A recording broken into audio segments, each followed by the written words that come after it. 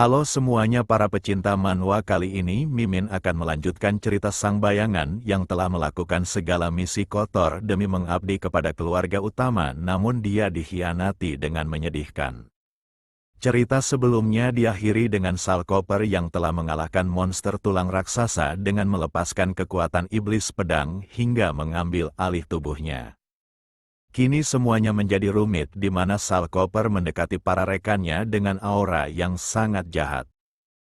Walau Angela berusaha menghentikannya sekaligus menyadarkannya, tetapi Salkoper benar-benar telah di luar kendali. Tak hanya itu, dia tak segan melayangkan tebasannya sehingga Griffin harus menyelamatkan Angela yang tak bisa bertarung. Akan tetapi hal itu tidaklah bertahan lama disebabkan Griffin tidak memiliki kekuatan yang cukup untuk terus membawa tubuh Angela yang berat.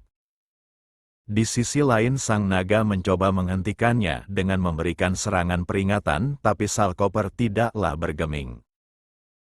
Bahkan dia tak segan menyerang monster sendiri dan tak sungkan memotongnya dengan pedang Perseus miliknya. Lalu Griffin mendekati Angela seakan memintanya untuk menggunakan panahnya. Sebelum Salkoper melepaskan kekuatan iblis pedang, dia sudah mengingatkan agar Angela menemukan cara untuk bertahan hidup jika dirinya lepas kendali, dan saat itu Angela hanya mengatakan jika dia percaya pada Salkoper. Tapi sekarang situasinya sudah berubah dan Angela harus hidup untuk menepati janjinya. Siapa sangka Angela memutuskan untuk menyerang Salkoper agar mereka memiliki jarak. Hanya saja serangan sederhana itu takkan berguna di hadapan Salkoper, bahkan dia menghindar dengan mudah. Kemudian Salkoper membalas serangan dan jika terkena targetnya maka Angela pasti akan mati. Kali ini Angela bersama dengan kedua monster ini tak punya pilihan selain melakukan segala cara untuk menghentikan amukan Salkoper.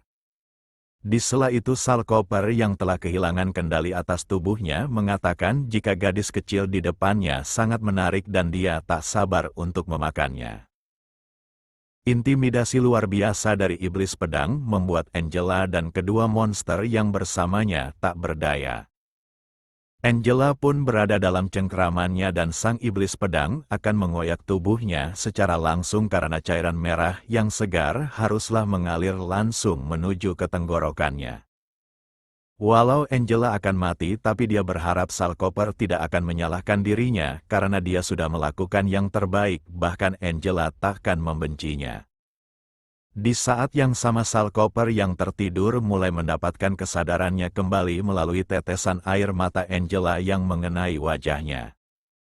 Salkoper merasa jika iblis darah yang ada di dalam dirinya sudah melewati batasan yang seharusnya tak dia sentuh. Sementara itu iblis darah yang sedang mengendalikan tubuh Salkoper kesusahan untuk bergerak dan tak mengerti bagaimana bisa Salkoper mendapatkan kesadarannya. Tak hanya sekedar mendapatkan kesadarannya, tapi Salkoper terus memberontak hingga terjadi pertarungan dua jiwa dalam satu tubuh. Lalu Salkoper memutuskan untuk menyerang kesadarannya sendiri melalui seni darah dan iblis dalam dirinya mencoba menghentikannya karena cara ini akan merusak masa depannya sebagai pendekar pedang. Namun Salkoper tidak keberatan jika dia harus melepaskan kekuatan dahsyat iblis pedang karena sebentar lagi dia akan mendapatkan seorang guru yang hebat. Setelah melakukan amukan seni darah dalam jiwanya, maka Salkoper tak dapat bergerak lagi. Di saat yang sama ancaman lainnya datang di mana saat penyihir yang mengendalikan monster tulang sebelumnya datang. Tanpa peringatan lagi penyihir ini segera melayangkan pedang untuk menghabisinya. Angela yang melihat Salkoper dalam bahaya segera mencoba untuk melindunginya. Saat pedang itu hampir melukai Angela, tiba-tiba saja tebasan yang sangat cepat memotong tangannya menjadi beberapa bagian. Tak hanya tangannya, tapi tubuhnya pun ikut terkena dampaknya tanpa penyihir itu dapat menyadarinya.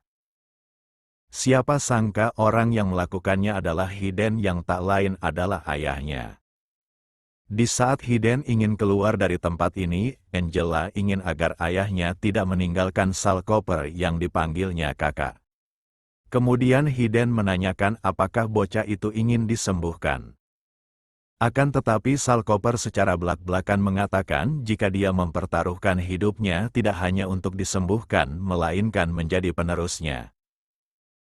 Seketika Hiden mencengkram baju Salkoper dikarenakan menganggapnya bocah licik yang tak memiliki hati nurani dengan tidak ingin menolong begitu saja. 7 hari kemudian setelah insiden tersebut di mana Salkoper telah memasuki Akademi Kekaisaran dan Hiden telah memberitahu semua orang jika dia akan menjadi penerusnya dan takkan masalah jika Salkoper ingin berhenti menjadi muridnya disebabkan semua orang pasti akan memusuhinya. Para murid yang ada di sana terus memperhatikan Salkoper dengan menyebutnya sebagai penyebab insiden dalam keluarganya yang berakhir melukai keluarga utama. Di hari pertamanya masuk Akademi Salkoper langsung mendapatkan perlakuan yang tidak mengenakan. Di mana murid ini bernama William sekaligus merupakan peringkat pertama dalam cabang tempur yang dijuluki ahli pedang emas dan dia menganggap Salkoper sebagai penjahat yang sudah melukai saudaranya dan yakin dirinya telah menipu Hiden sang pedang suci. Di sisi lain Salkoper dapat merasakan niat permusuhan yang begitu kuat di belakangnya dan dia menduga jika para bandit itu juga pasti merupakan rencananya. Sosok yang dimaksud oleh Salkoper adalah pangeran kedua bernama Sanru dan sekarang dia menggunakan rasa keadilan yang dimiliki William untuk mengalahkannya di saat dirinya belum pulih sepenuhnya atas pertarungan beberapa hari yang lalu. Kemudian William meminta agar Salkoper meninggalkan akademi ini sekaligus berhenti menjadi bangsawan dan penerus sang pedang suci jika dia tidak berani menerima tantangannya. Tanpa pikir panjang Salkoper mengeluarkan pedang Perseus miliknya dan dia sangat mengenal William karena di masa lalu dia juga dimanfaatkan oleh seseorang dan sekarang dia masih bernasib yang sama. Akan tetapi Salkoper tidak ingin bertarung tanpa mendapatkan keuntungan dan jika dia menang maka dirinya menginginkan kesetiaan William untuk selamanya. Para murid lainnya terus memprovokasi William agar menghajar Salkoper dengan keras sekaligus menunjukkan jika akademi bukanlah tempat yang bisa dimasuki oleh binatang liar. Setelah mereka berdua menyetujui duel maka William segera memulai serangannya. Teknik yang digunakan oleh William adalah seni berpedang kekaisaran yang dialiri oleh ki pedang. Akan tetapi serangan itu tak berguna disebabkan penggunaan seni darah milik Salkoper yang membuatnya mampu berpindah tempat. Dalam waktu singkat William mulai merasakan tekanan yang begitu kuat dari lawannya. Di mana energi jahat mulai mengacaukan dirinya diiringi Salkoper yang memintanya untuk menyerah sebelum terluka. Akan tetapi William bukanlah seseorang yang memiliki mental lemah dan dengan energi yang dikeluarkan oleh skillnya maka dia mampu mengatasi intimidasi lawannya. Salkoper tak menyangka jika duel ini akan cukup merepotkan ditambah dirinya yang tidak dalam kondisi terbaiknya. Kemudian William menyerang dengan beberapa gerakan yang hebat untuk menciptakan satu serangan fatal. Hanya saja Salkoper mengetahui teknik William seperti saat ini di mana dia menggunakan combo utamanya. Walau serangannya gagal tapi William merasa masih memiliki kesempatan.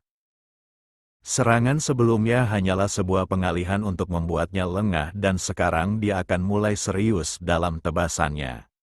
Dengan ini maka William akan memberikan hukuman atas semua perbuatan jahat yang telah dilakukan oleh Salkoper selama ini. Di sela itu Salkoper tersenyum karena semuanya makin menarik.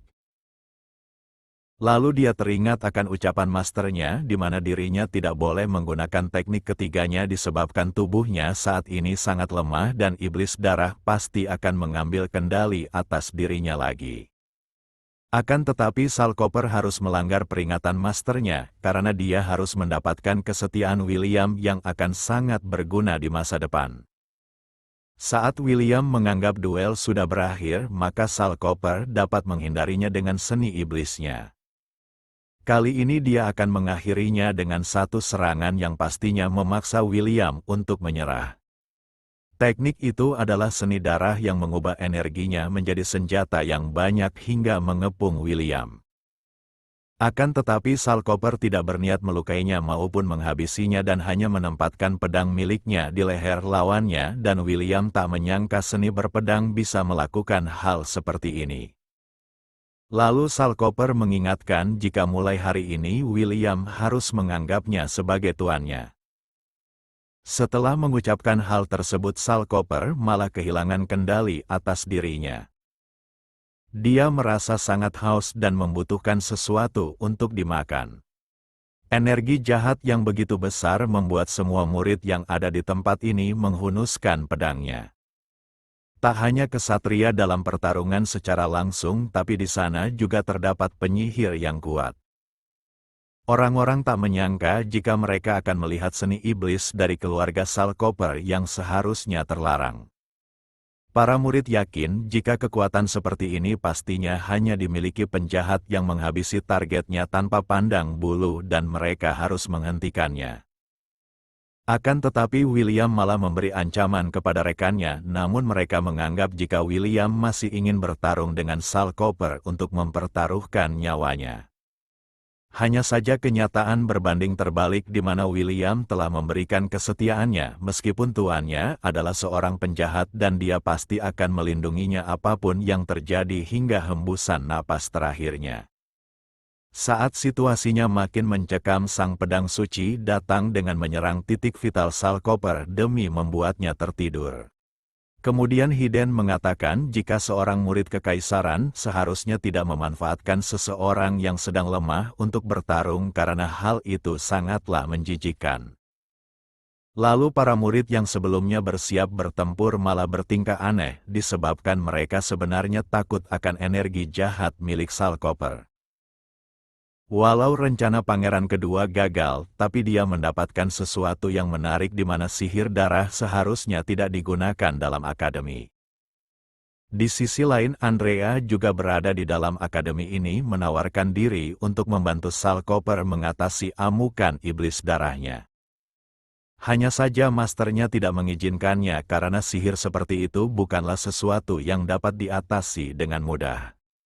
Sementara itu Hiden memarahi Salkoper yang menggunakan seni iblis karena untuk menguasainya dia membutuhkan latihan mental serta kekuatan dan fisik yang sempurna. Selama 7 hari Hiden sudah kerepotan untuk menyembuhkannya tapi dia malah membuat dirinya dalam keadaan yang sangat buruk. Setelah terbang Hiden juga mengajarinya pemahaman terkait energi dan sihir untuk memperkuat tubuh serta teknik berpedangnya menggantikan seni iblis darah.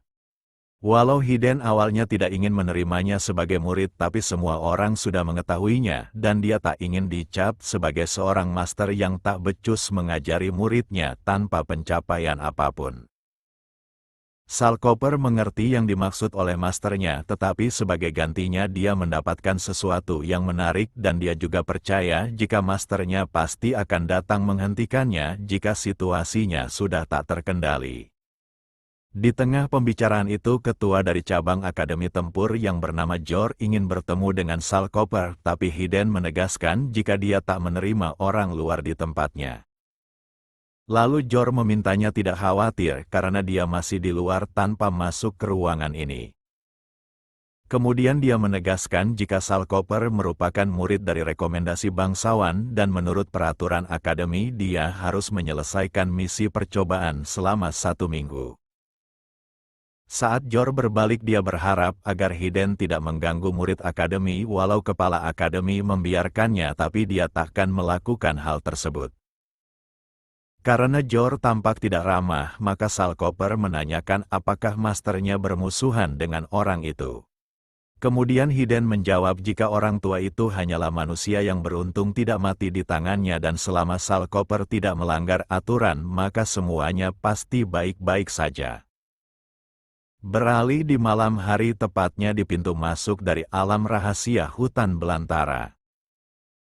Di mana pangeran kedua serta bawahannya telah bersekongkol dengan Jor untuk menyingkirkan Salkoper. Pangeran kedua yakin jika sang pedang suci akan menghabisi muridnya sendiri untuk menangani situasi yang akan terjadi.